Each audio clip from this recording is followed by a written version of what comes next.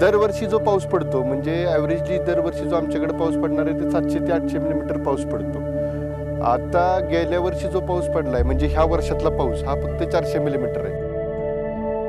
As we see during the last 10 years or 15 years, this global warming has definitely affected the rainfall pattern. और exploitation, हम पूरा पानी जमीन से उठा रहे. Tubewell तो इतनी डेप्थ हो गई उसके कारण फ्यूचर में एनवायरमेंट की बहुत बड़ी प्रॉब्लम आ जाएगी. पाणी म्हणजे आपलं त्याच्यापासूनच जीवन आहे ना. तर पाणी नसल्यावर तर आपलं काही जीवनच नाही.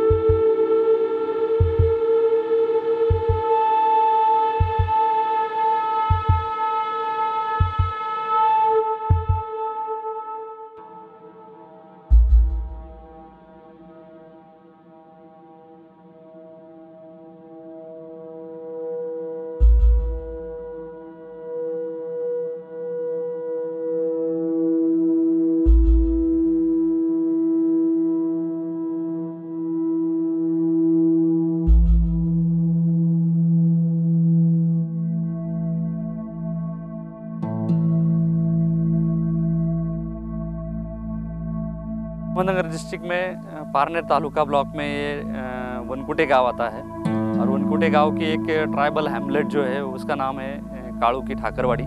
और वो बारिश की वजह से लोगों को पानी की बहुत दिक्कतें आ रही है. यहाँ पे पाणी अवेलेबल नहीं है तो लोगों को माइग्रेशन करना पड़ता है. पहिले म्हणजे लय हाल होते आमचे. आम्ही पहिले म्हणजे पाऊस काही येळ होत नव्हता आणि आम्ही लहान असायचो. आमचे आई वडील ते सुद्धा ऊस तोडायला जात होते. बरं त्याला काय ते मुकदम पैसे पाणी देत नव्हते व्यवस्थित. बरं त्यांच्या पाठीमागं आमची 30 तरा झाली.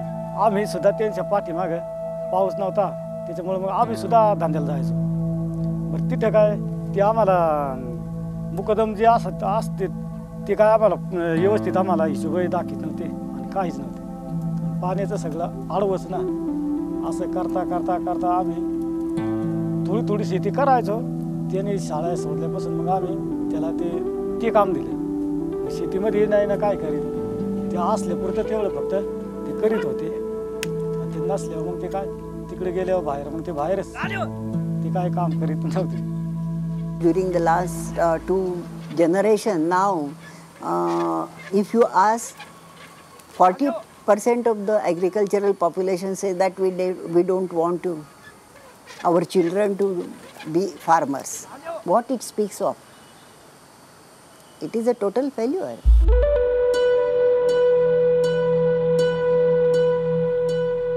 Working as a manager with Pune-based NGO Watershed Organization Trust, Santosh Chaudhary knew that convincing people at Thakurwadi in Ahmednagar district against migrating to cities for work would be difficult. He slowly started mobilizing the villagers to adopt watershed management principles. बारिश के time में जो पानी आता है वो पानी के साथ मिट्टी बहती है, वो रुकने का काम ये कंट्रोबंडिंग करती है. और दूसरी बात ये है पूरा बारिश के समय पूरे खेत में पानी भरा हुआ रहता है. पूरे खेत में पानी भरे होने की वजह से उसका नीचे का जो एरिया है उसमें सॉइल मॉइस्चर बहुत अच्छी तरह से बना रहता है. If you manage your rainfall very well, then you can create in situ moisture. So you can meet a major part of your water requirement through that. Or you create groundwater improved groundwater regimes or surface water locally in the groundwater in the watershed context. So that can give us an applied water whenever the rainfalls gaps are larger. Then you apply this water type of thing. So most of this water can be created through your watershed programs, except in situations where the rainfalls are pretty low. Typically, a watershed management program rests on a few key principles of land and resource management. These are ban on free grazing, ban on tree felling, ban on bore well drilling, and voluntary labor by the community for building water harvesting structures. A community needs to agree on these ground rules to ensure that recharge of groundwater tables and better greenery in the region takes place. The conditions for selecting a watershed is, there are a number of criteria. One is technical. It must be a watershed. It means a clearly defined catchment area of a particular drainage system or a stream or a rill or whatever you decide in terms of a water channel. Then the other is that the people in that watershed must want to do something about their lives. In other words, they must feel the need of conserving water and using it well. Water harvesting structures are typically check dams, which are small water catchment areas that help in irrigation and groundwater recharge. Farm ponds or large water banks that store rainwater. Certain soil treatments are fairly popular. CCT or continuous contour trenching, which has trenches dug along the slope of a hill to stop soil erosion. Farm bunds to prevent water runoff and keep soil moisture intact. Residents of Thakurwadi today say that water management has made a critical difference to their lives. But Nanubai, a landless labourer, remains unconvinced of the merits of watershed programs. For her, water access is still a big worry. It is mostly the landed, she says, who reap the benefits of secured water assets. खेमागोपाचं वावर जमीन करीतो वाट्यानी त्याच्यात तांबाट्याचं पीक काढतो पण त्याला काय लाईटीचं जरा जोत आहे काय मोटर चालत नाही बरोबर आणि मग तेजच काय हळूहळू पाणी चालत आहे पाणी काय भरपूर बसत नाही थोडं मार बसत आहे आणि मग तेजच काय मार बसल्यावर मग ते पीक येत नाही ना चांगलं. Because watershed development is always conceived as primarily a land-based activity. Most of the investments goes into land and water. So people who have or who own land within the watershed, then they get much better benefits. People are finally starting to settle at Thakurwadi. But it wasn't so the case a few years ago. So you see women, children moving out from their villages in the so-called drought-prone areas into irrigated belts as sugarcane cutting labor basically. The impacts are then quite obvious that you already are in a permanently kind of a displaced situation. Thakurwadi's children too moved along with their families for work.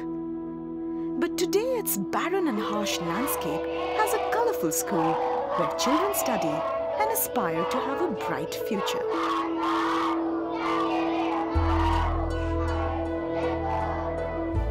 माझं नाव शबुरा बिंद्राज गांगड आहे. मी इथं पहिली ते 5वी पर्यंत शिकत आहे. माझे वडील आई शेती पिकवत आहे. मला मोठीपणी गुरुजी असं वाटतं. It is a busy morning at Kumbharwadi. Villagers here are planning their monthly water budgets.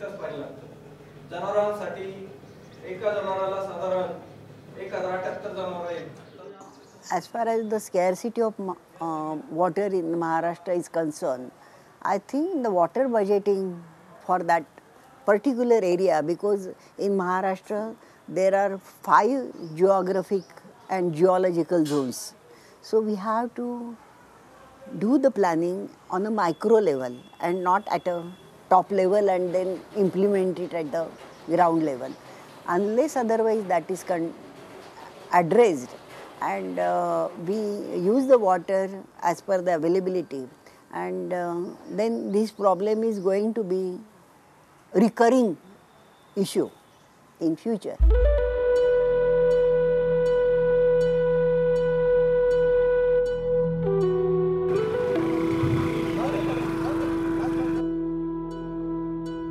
शेतीचा व्यवसायाला जो हा पूरक धंदा म्हणून जो जोडधंदा म्हणून जो घेतला आहे तो यापासूनच शेतीपेक्षा ह्या धंद्यातच दूध धंद्यातच जास्त परवडतं आहे असं मला वाटायला लागले. प्रत्येक शेतकऱ्याकडे अशा या संकरित गायी नव्हत्या त्यावेळेस म्हणजे गावरान गाय होत्या, लिटर 2 लिटरपर्यंत दूध देणाऱ्या. नंतर मग ज्यावेळेस पाण्याची उपलब्धता ज्यावेळेस झाली, पाणलोटाचं जे काम झालं त्याच्यामुळं पाण्यात वाढ झाली आणि मग लोकांकडे चारा वगैरे सगळं उत्पादन वाढलं आणि मग नंतर कोणी मग संकरित गाय घेतल्या असं. आणि मग इकडं लोक बाहेरगावाला दूध घालत होते. मग पूर्वी सगळ्या शेतकऱ्यांनी गावकऱ्यांनी एकत्र येऊन आपण संस्था स्थापन केली पाहिजे आणि आपल्या गावातच आपण दूध संकलन करून आपण दूध संघाला पाठवलं पाहिजे हे सगळ्यांच्या मनामध्ये आलं. आणि मग त्यावेळेस आम्ही सन 1909 म्हणजे 3-4 महिने गेले आमचे त्या संस्था करण्यामध्ये. पण सन 1990ला आम्हाला संस्थेचं रजिस्ट्रेशन मिळालं, श्री दत्त सहकारी दूध संस्था या नावानं.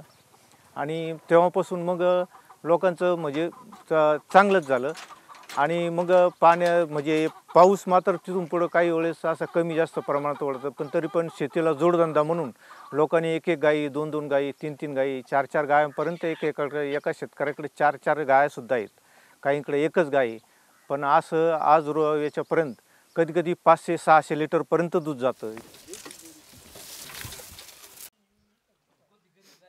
सकाळी ओनरचे कॉल येतात तेव्हा मी फर्स्ट त्यांचे मोबाईलवरून माहिती घेतो, म्हणजे त्यांचे नाव घेतो आणि पूर्ण शेड्यूल असं प्रत्येक गाव फिरतो. 4 गाव आहेत माझ्याकडे, कुंभेफळ, तांबोळ, सुगाव, रेडे, हे पूर्ण गाव एकसारखे फिरतो. जसे कॉल येते तसं करतो त्यांचे काम. पुन्हा एक कॉलमध्ये इन्सिमिशन, गाय तपासणे, पुन्हा त्यांचे काविंग पाहणे, ज्या गायला 2 महिने झाले तिला गाय तपासून देणे. संकरित गाय ही दूध जास्त देते, गावरान गाय दूध 2 लिटर देते, संकरित गाय 25 लिटर दूध देते. Because you really need to move away from agriculture when small farm incomes don't really become very feasible. So you need to move into non-farm activities.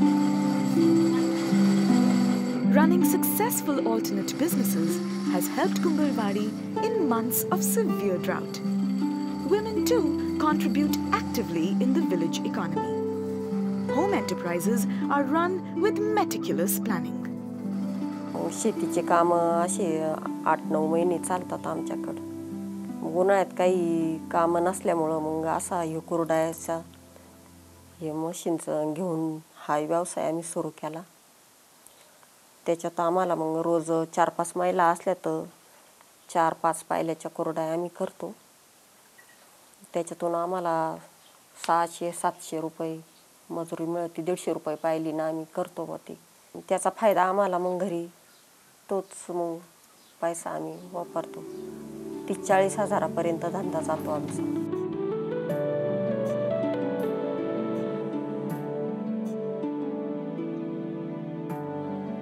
तर महिला विकास अंतर्गत महिला समाजसेविका म्हणून मी काम करते. तर पूर्वी आमच्याकडे बचत गट नव्हते, पण त्या कार्यक्रमाअंतर्गत आम्ही बचत गट चालू केले आणि प्रत्येक बचत गटामधून एक मेंबरचं SHG समिती तयार केली. तर प्रत्येक महिला बचत गटांची प्रत्येक 1 तारखेला मीटिंग होते. ती दिवसभर वेळ नसतो महिलांना, म्हणून आम्ही ती मीटिंग्स प्रत्येक गटाची अशी संध्याकाळी घेतो, संध्याकाळी 9 वाजता घेतो.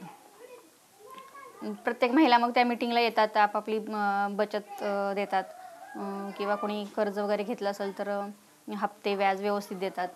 आणि प्रत्येक बचत गटांच्या अध्यक्ष सचिव आहेत, त्या त्यांचे रजिस्टर वगैरे व्यवस्थित लिहितात, आपल्या गटाची व्यवस्थित मीटिंग घेतात. What we've seen is that SHGs largely remain sort of limited to collection of money, and it's more like a savings group, and then of course you extend that money for any enterprise and any smaller sort of income based activities. But the point is that women are able to stand up against adversity and come out with new alternatives which should not only be seen as sort of relief activities, but which do hold a potential for actually leading to drought eradication. 37-year-old Prajakta Jagtap is Sarpanch of Randulabad. An Ayurvedic doctor by profession, she is optimistic about the watershed activities taking place in her village. रंदुलाबाद हे कोरेगाव तालुक्यातील उत्तरेकडील शेवटचं टोक आहे, शेवटचं गाव आहे. सुरुवातीपासूनच रंदुलाबाद गावामध्ये दुष्काळजन्य परिस्थिती होतीच. पावसाचं प्रमाण नेहमीच कमी असतं आमच्या गावामध्ये. त्याच्यामुळे लोकांची उन्हाळ्यामध्ये थोडी पाण्यासाठी वणवण लोकांना करावी लागते. त्यानंतर लोकांचं आर्थिक नुकसान देखील होतं. 2008मध्ये आमच्याकडे हा एंडो-जर्मन पाणलोट प्रकल्प बायफ अंतर्गत कार्यान्वित झाला. तर त्याच्यानंतर 2012मध्ये साधारण 3 ते 4 वर्षानंतर आम्हाला या प्रकल्पाचा फायदा दिसू लागला. हे जे आहे हे कृषी विभागामार्फत शेतकऱ्यांना शेततळी आपण हे केलेले आहेत, तयार केलेले आहेत. शेतकऱ्यांना पावसाचं पडणारं पाणी त्या शेततळ्यात हे होतं आणि जे ओढ्यातून पाणी वाहतं ते पाणी मोटरनं उचलून त्या शेततळ्यामध्ये साठवलं जातं आणि ते साठवलेलं पाणी परत शेतीसाठी मधल्या पिरियडमध्ये जेव्हा रब्बी सीझनमध्ये पिकांना पाण्याची गरज असते त्यावेळेस ते सोडपाणीद्वारे पिकांना दिलं जातं. त्याचा उपयोग त्या पाण्याचा त्यासाठी केला जातो. या ठिकाणी आपण जे सोलर पॅनल हा बघत आहोत ह्याच्यावरती आपल्याला इथं बॅटरी चार्ज केली जाते. इथे या बॅटरीमधून हा कॉम्प्युटर बसवलेला आहे. ह्याच्यामध्ये किती पाऊस, किती विंड स्पीड, कुठल्या दिशेला वारं वाहते, परत किती स्पीड आहे वाऱ्याचं, परत आर्द्रता किती आहे ते समजलं जाता येत नाही. पाऊस किती पडला ते काउंट केला जातो. ह्याच्यात एक मोडेम बसवलेला आहे. ते मोडेम 1 महिन्याचं पूर्ण डेटा कलेक्ट केला जातो. ह्याच्यामध्ये आत्ता तारीख आहे, परत वेळ दिलेली आहे, परत आता विंड स्पीड की प्रति ह्याला किती स्पीड आहे ते सांगते त्याच्यात. ही जी आपण बघितलेलं आहे इथे ॲटोमॅटिक पाऊस काउंट केला जातो. ह्याच्या आतमध्ये जितके वेळा वर खाली पडतं त्यावरती किती मिलीमीटर पाऊस झाला तो त्यात काउंट केला जातो. त्याच्यात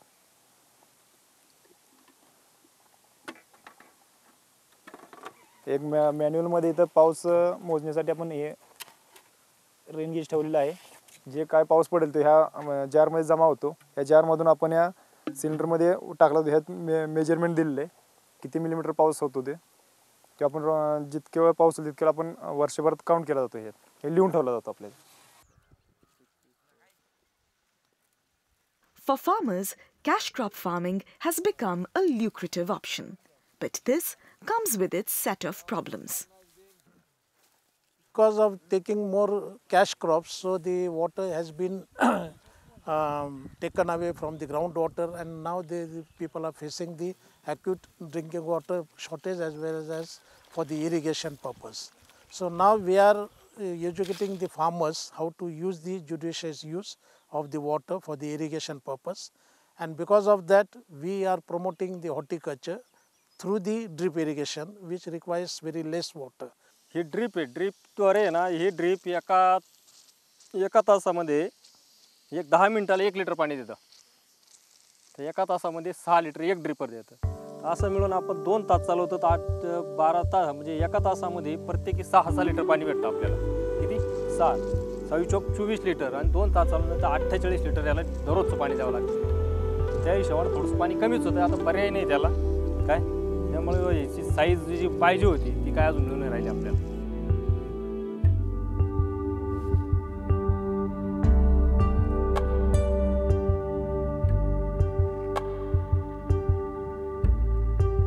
Hivde Bazaar is a water-rich village.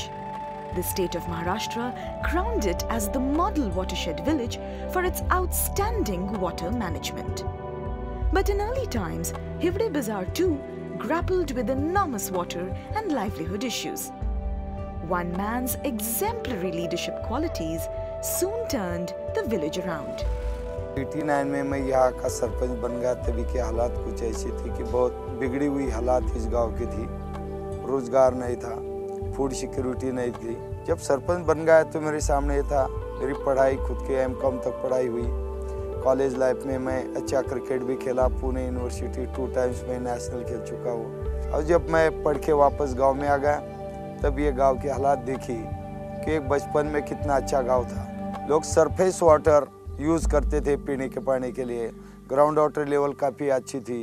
लोग लिटरेट तो नहीं थे लेकिन कल्चर्ड थे. एक दूसरे को कोऑपरेट करने का नेचर था. बाद में इतना बदलाव आ गया तो सारा गांव का माहौल बिल्कुल ख़राब हो गया.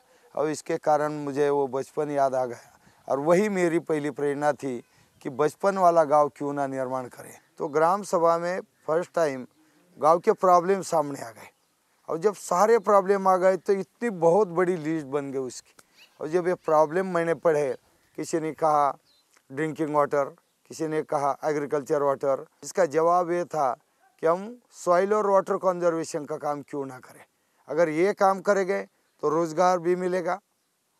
बारिश के बाद रिचार्ज जब पानी होगा तो वाटर लेवल बढ़ेगी, वाटर लेवल बढ़ गई तो ड्रिंकिंग वाटर प्रॉब्लम सॉल्व होगा। उसके बाद एग्रीकल्चर के लिए भी पानी बचेगा। डीप सीसीटी बन गई, ग्रास डेवलपमेंट हुआ, उसके बाद बारिश में पानी भर गया तो रिचार्ज अच्छा हुआ, वाटर लेवल बढ़ गई, लोग खुश हो गए। तो आगे हमारा एक बचा था कि बिजली के प्रॉब्लम थोड़े थे, तो इसलिए अभी हमने शुरुआत की कि किस तरह से ये गांव पावर सफिशिएंट करे। इसलिए हम लोगों ने बायोगैस बनवाए बहुत सारे। बायोगैस के कारण क्या हुआ कि वुमेन एम्पावरमेंट हुआ, लंग्स और आँखों की बीमारी कम हो गई। उसके बाद काऊ डंग जो चूल्हे में जलता था वो बायोगैस को चला गया, उसके कारण जो स्लरी बाहर आ गई, अच्छा खाद फसल को मिल गया। तो केमिकल फर्टिलाइजर और पेस्टिसाइड वो बिल्कुल ना 80% से ज़्यादा बंद हो गया। Hivde Bazaar today speaks of promise and prosperity. पहले हमारे पापा बहुत गरीब थे, अभी ऐसे थोड़ा थोड़ा पैसा जमा जमा करके फिर घर बनाया और खेती भी लिया। अभी कैसा है, अभी हमारे हिवरे बाजार में बहुत सारे प्रयोग किए जा रहे हैं, तभी पानी का कम नहीं, हमारे पानी बहुत है हमारे यहाँ, फिर खेती में उत्पन्न भी निकलता है। While Hivde Bazaar's reality is far better than most drought-affected villages in Maharashtra, the state still has a long way to go to make agriculture a sustainable occupation and erase the recurrent trauma of drought. Many areas and most communities, agriculture today is not an attractive or viable proposition, that's true. But it need not be so.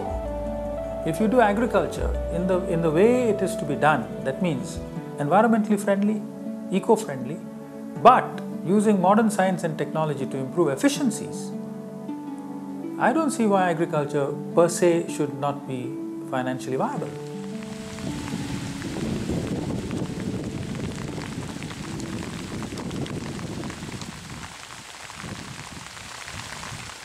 As the rains arrive, the pitiful sight of a parched land changes into magnificent views of green. It is then that some of the lost smiles return and hopes of a water-secure future are renewed. नदी बाई माय माझी डोंगरात घर, लेकरांच्या माये पोटी येते भूमीवर। नदी बाई आई माझी निळे निळे पाणी, मंडल हरित गाते ममतेची गाणी। नदी बाई जल साऱ्या ताणलेल्यांना देई, कोणी असो कसा असो भेदभाव नाही। शेतमळे मायेमुळे येती बहरास, थाळीमध्ये माझ्या भाजी भाकरीचा घास। श्रावणात आषाढात येतो तिला पूर, पुढच्यांच्या भल्यासाठी जाई दूर दूर। माये संगे थांबू नका, पुढे पुढे चला, थांबलेला पराजय जय चाल त्याला, थांबलेला पराजय जय चाल त्याला।